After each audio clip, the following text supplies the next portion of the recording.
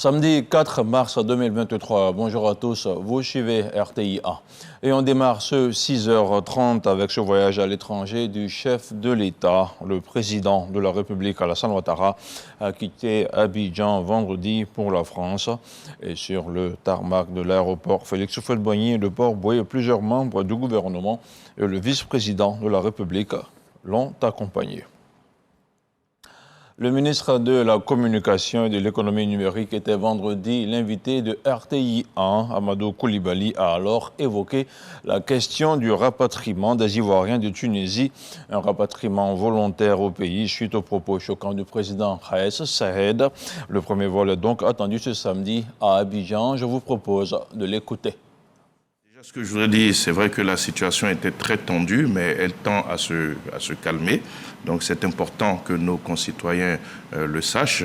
Ce que je puis dire, c'est que au cours du Conseil des ministres, donc du mercredi 1er mars, le Conseil a été informé de cette situation et nous avions en ce moment environ 725 compatriotes qui avaient été recensés. Aujourd'hui, après donc le compte-rendu de ce conseil qui a été fait et qui a annoncé que des appareils de notre compagnie nationale, donc Air Côte d'Ivoire, allaient être affrétés pour rapatrier nos compatriotes, nous avons au total, au moment où je vous parle, 1300 de nos compatriotes qui ont été recensés au niveau donc de l'ambassade de Côte d'Ivoire. Donc les rapatriements commencent demain. C'est ce que nous avions annoncé le mercredi, que ça allait se faire incessamment dans un maximum de 48 heures. Donc le premier vol arrive entre 13h et 14h. Et en raison de la capacité donc, de l'appareil qui est affrété, c'est 145 de nos compatriotes donc, qui vont rentrer demain après-midi. Il y aura combien de vols au total ? Pour le moment, puisqu'il y a un premier filtre qui est fait au niveau de l'ambassade, c'est environ 500 candidats donc, qui ont été, je dirais, présélectionnés. Et donc cela fait, en termes d'estimation, environ 5 rotations donc, de notre appareil. Vous savez, quand vous voyez comment le chef de l'État a tout fait pour que ceux des nôtres qui s'étaient auto-exilés à un moment puissent rentrer, vous ne devez pas être surpris de son engagement quand des compatriotes vivent des moments difficiles qui ne sont pas de leur fait. Donc, dans un pays frère, un pays ami. Autre chose, à présent, le ministre des Eaux et Forêts est à Paris. Dans la capitale française, Laurent Gbagba multiplie les rencontres. En marge du CIR 2023, il a échangé avec l'Office national des forêts. Avec ses homologues français, il a abordé la question de la politique forestière de notre pays. On fait le point avec notre envoyé spécial à Paris, Mamadou Kouassi. Pavillon 4 du Salon international de l'agriculture de Paris. Nous sommes au stand de l'ONEF, Office national des forêts de France. Le premier responsable de cette structure accueille le ministre Laurent Gbagba et sa délégation. Une présence en ces lieux pour discuter du partenariat dans la mise en œuvre de la politique forestière de la Côte d'Ivoire. Nous avons eu un échange très intéressant à propos des problématiques qui touchent toutes les forêts du monde, celles de la France comme celles de la Côte d'Ivoire, les problèmes de séquestration du carbone, de lutte contre le réchauffement climatique, de préservation des forêts et bien entendu l'Office national des forêts et sa filiale ONF International qui a déjà travaillé en Côte d'Ivoire sommes tout à fait intéressés d'approfondir notre collaboration. Deux autres projets importants de la lutte contre la déforestation ont été évoqués par le ministre des Eaux et Forêts et la partie française. Les feux de brousse en Côte d'Ivoire nous handicapent à hauteur de 1000 hectares de forêt par an, avec beaucoup d'autres dégâts matériels comme humains. Et nous pensons qu'avec l'aide de l'Office national des forêts, on devait pouvoir mieux adresser les problèmes avec leur concours et leur expertise. Deuxièmement, nous avons voulu, dans le cadre de la collaboration, bénéficier de l'expérience de l'Office national des forêts pour nous aider dans le domaine de la séquestration du carbone pour ne serait-ce que nous permettre d'être éloquents dans ce que nous faisons dans l'élaboration des conventions de concession avec les privés. Les sujets portant sur la gestion de l'eau en forêt et les nouvelles essences d'arbres contre le réchauffement climatique ont été également abordés. L'Office national des forêts de France gère environ 3 millions d'hectares de forêt et dispose d'une spécialité dans la sauvegarde du couvert forestier. Pour la mise en œuvre du programme Erasmus+, un accord de partenariat a été signé vendredi à Abidjan. Les parties prenantes ne sont autres que le ministère de l'Enseignement et de la Recherche scientifique et l'ambassade du Royaume d'Espagne en Côte d'Ivoire. Un projet qui devrait permettre le financement et l'amélioration de la mobilité estudiantine dans les universités publiques de Côte d'Ivoire et celles d'Espagne. On en parle avec Jean-Marc Adjadji. Les meilleurs étudiants des universités publiques de Côte d'Ivoire, bientôt aux portes des universités espagnoles à travers le programme Erasmus. Un objectif qui se concrétise à travers des assises de mise en réseau initiées par le service espagnol pour l'internationalisation de l'éducation, CEPI. Le projet européen Erasmus donne la possibilité aux étudiants africains de séjourner à l'étranger pour renforcer leurs compétences et accroître leur employabilité. En Côte d'Ivoire, les étudiants retenus suivront leurs études en Espagne pendant une période allant de 3 à 12 mois et obtiendront des crédits qui seront ensuite reconnus par leurs universités. Cette signature-là permettra aux étudiants de la Côte d'Ivoire de mieux s'instruire sur cette langue-là et aussi sur la culture espagnole. C'est un grand avantage pour moi parce que ça va me permettre de faire aussi des études non seulement en Côte d'Ivoire mais aussi hors du pays. Un protocole d'accord est finalement signé entre le ministre de tutelle, Adama Diawara, et l'ambassadeur du Royaume d'Espagne. Aujourd'hui aussi, nous allons faire un séminaire de contact entre les universités de Côte d'Ivoire et de l'Espagne. Demain, nous allons inaugurer un salon qui présentera des options pour étudier en Espagne. Il s'agit d'un vecteur pour la mobilité des enseignants, chercheurs et chercheurs, celle des étudiants et celle des personnels administratifs et techniques, ce qu'on appelle les PAT. Et cette mobilité, je vous signale que c'est l'un des objectifs majeurs du système licence master doctorat, le système LMD, dans lequel notre système d'enseignement supérieur a basculé intégralement depuis septembre 2012. 17 000 milliards de francs CFA sont alloués à l'Afrique subsaharienne dans le cadre du projet Erasmus. La Côte d'Ivoire a déjà bénéficié de 4% du budget régional de la mobilité internationale de crédit ICM des pays ACP sur la période 2016-2019, selon le rapport émis en 2020 par la Commission de l'Union européenne. Autre chose à présent, la stratégie nationale de la sécurité routière 2021-2025 est en marche. Le ministre de tutelle et son collègue de la communication ont abordé le sujet avec les 31 préfets des régions du pays. Ces derniers ont été invités à jouer leur partition, mieux à accompagner le gouvernement à réussir sa mission. La rencontre marque le top départ de la deuxième semaine nationale de la sécurité routière qui se tiendra jusqu'au 10 mars prochain. Les précisions de Kader Sogodogo. Le ministre des Transports, Amadou Koné, est face aux 31 préfets de région du pays.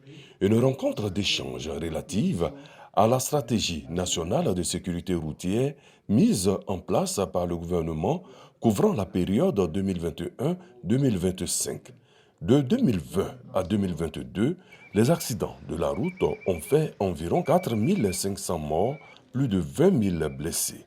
L'État de Côte d'Ivoire aura décaissé plus de 200 milliards de francs CFA pour la prise en charge des blessés.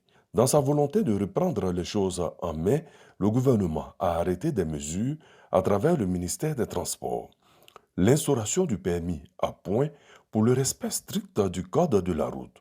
Tout le mécanisme est expliqué au corps préfectoral. L'aspect technique est l'affaire de Kipus Afrique. Son directeur général, Ibrahim Koné, explique.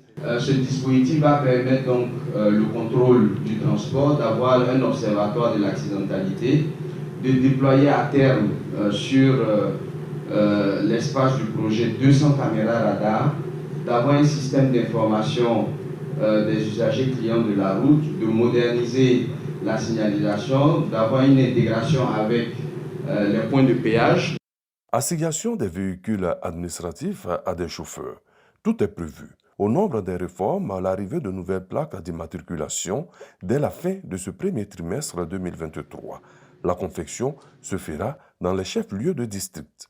Ils devront comporter 2 lettres, 3 chiffres et 2 lettres. Ce sont des numéros uniques pour l'ensemble du territoire national. Notre objectif est que partout où les usagers se trouvent, qu'ils puissent immatriculer donc leur véhicule dans les 24 heures dès lors qu'ils reçoivent les cartes grises.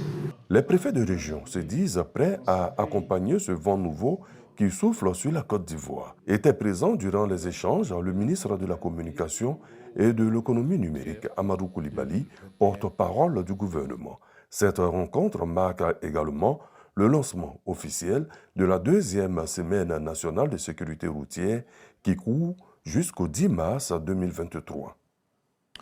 Le dossier VDC de la rédaction de RTI 1 ouvre cette semaine une lucarne sur les innovations de la loi 2019 sur le mariage et la filiation.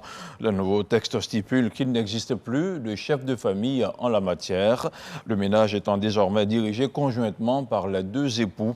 Plusieurs tests sur la reconnaissance des enfants nés hors mariage ont également été revisités. Je vous propose de suivre le regard de Mohamed Khalil Diomandé dans un commentaire de Didier Nguessan.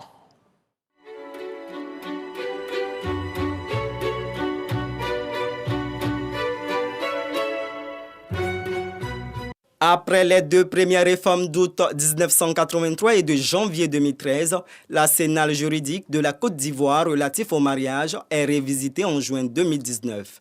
Plusieurs dispositions nouvelles font leur entrée à la faveur de cette modification. Des innovations portant essentiellement sur la définition, la contraction du mariage, le régime matrimonial et la gestion du foyer. Le droit, c'est une dynamique.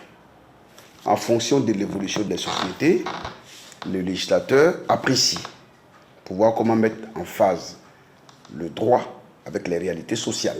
Vous savez aussi que la Côte d'Ivoire est très préoccupée par les questions du genre, notamment des questions d'égalité, donc qui a amené effectivement le législateur à s'approprier ce domaine législatif.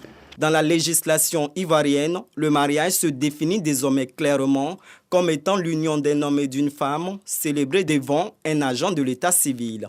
Il est mixte et monogamique, contrairement à l'ancienne loi qui laissait libre cours à diverses interprétations. Donc on ne peut pas maintenant dire que la Côte d'Ivoire est en train de faire la promotion d'une autre forme effectivement d'union. Avec cette loi, les époux ont le choix entre 3 régimes matrimoniaux, notamment la communauté de biens, la séparation de biens et le contrat de mariage par acte notarié. Ce contrat de mariage, il s'appuie sur un principe de liberté matrimoniale qui consiste à offrir aux époux la possibilité de prévoir les règles qu'ils veulent voir régir leurs rapports patrimoniaux. Après avoir échangé avec les parties, le notaire va coucher par écrit les règles que les parties ont voulu adopter pour régir leurs rapports financiers et patrimoniaux. Donc une fois que cet acte est signé, l'acte va à l'enregistrement, il revient et on établit une expédition. C'est cette expédition que le couple est censé présenter au maire lors de la célébration du mariage. Le régime matrimonial choisi par les conjoints s'applique pour une durée de 2 ans avant toute modification, présenté désormais soit par les 2 époux, soit par l'un des 2. Toutefois, l'intérêt familial doit primer. Le juge va vérifier que le changement est demandé dans l'intérêt de la famille. Par exemple, l'autre époux décide que son conjoint a des activités qui financièrement sont dangereuses puisqu'il voit les créanciers toujours venir à la maison. Il saisit le juge en disant « bon, je souhaite changer de régime matrimonial pour passer de la communauté de biens, par exemple, à la séparation de biens ». Les populations se félicitent du champ de possibilités qu'offre ce 3e régime matrimonial. Je pense que ça va faciliter les choses. Comme ça, je suppose, de divorce, il n'y aura pas à faire de bagarre, de trucs. Du moment que les sont déjà écrites dans le contrat, voilà, il y aura juste à regarder et puis de partager les biens. Je pense que cette innovation peut permettre d'éviter beaucoup de malentendus. N'existant plus de chef de famille, les charges familiales sont supportées par les deux conjoints à proportion de leurs moyens. Ce n'est pas 50-50. Si vous avez plus de moyens que madame, vous contribuez plus. Si madame a plus de moyens que vous, elle est appelée à contribuer plus. Mais en réalité, à la pratique, vous pouvez vous entendre pour contribuer aux charges du ménage selon la volonté de l'un et de l'autre. Le défaut de contribution aux charges du ménage peut entraîner un prélèvement sur le revenu du conjoint incriminé, des dispositions plus égalitaires. Il faut que les femmes aussi fassent leur mieux. Elles doivent se battre, être autonomes, prendre le contrôle de leur vie et savoir que quand on est en couple, chaque partenaire apporte sa contribution. À l'instar de la loi sur le mariage, celle sur la filiation subit également une mutation. Dorénavant, un enfant né hors mariage peut porter le patronyme de son père sans le consentement de l'épouse. Le conjoint doit juste informer cette dernière par acte de commissaire de justice. Dès que le commissaire de justice porte l'acte à la connaissance de la femme avec accusé de réception, la reconnaissance peut s'opérer. On n'attend pas qu'elle accepte. Ce qui a motivé cette réforme-là, c'est l'intérêt de l'enfant. Vous savez que la Côte d'Ivoire est partie à plusieurs conventions au niveau international sur les droits des enfants. C'est un droit pour l'enfant que d'être reconnu par ses géniteurs. Cette loi est bienvenue pour le bien de l'enfant, parce que l'enfant n'avait rien à voir avec les histoires entre les deux parents. Donc c'est déjà une bonne initiative et j'espère que les couples vraiment vont prendre cela au sérieux et puis vont s'adapter à cette nouvelle loi. Certaines personnes ne l'entendent pas de cette oreille. Pour moi, venir annuler le consentement de l'épouse, lui enlever ce droit-là de regard-là, c'est bafouer l'essence même du mariage pour moi. Ça ne sert plus à rien, je ne suis pas d'accord. On donne l'occasion aux hommes de faire des enfants comme ils veulent au dehors. Voilà. Et là, ce n'est pas toujours bien. Et l'autre loi ne permettait pas ça. Concernant la femme mariée ayant conçu un enfant hors mariage, la paternité est automatiquement accordée à son époux, sauf preuve contraire. Quant à la dot, sa pratique ne constitue plus une infraction, sans être toutefois reconnue, laissant de marbre les partisans d'une législation reflétant les us et coutumes de la société. Un dossier à revoir, bien entendu, sur RTI 1. Dans l'actualité hors de chez nous, au Bénin, les responsables du parti Les Démocrates appellent à la libération immédiate et sans condition de Rekia Madougou. Devant la presse, ils ont affirmé que l'opposante au président Patrice Talon était privée de ses droits fondamentaux. Une condamnation purement politique, disent-ils. Les opposants, selon les conseils de l'opposante, misent sur l'avis du groupe de travail sur la détention arbitraire de l'ONU qui a réclamé sa remise en liberté en novembre dernier. Et il reste encore 2 mois pour la fin du délai prescrit au gouvernement béninois pour respecter la vie. Et puis hors du continent africain, les violentes tempêtes qui ont balayé vendredi certaines régions du sud des États-Unis ont fait au moins 7 morts. Des tempêtes qui ont également laissé plus d'1 million de personnes sans électricité, ont annoncé les autorités américaines. Voilà, c'est la fin de ce 6h30. Merci de votre fidélité à RTI 1. Je vous retrouve demain pour la même tranche horaire.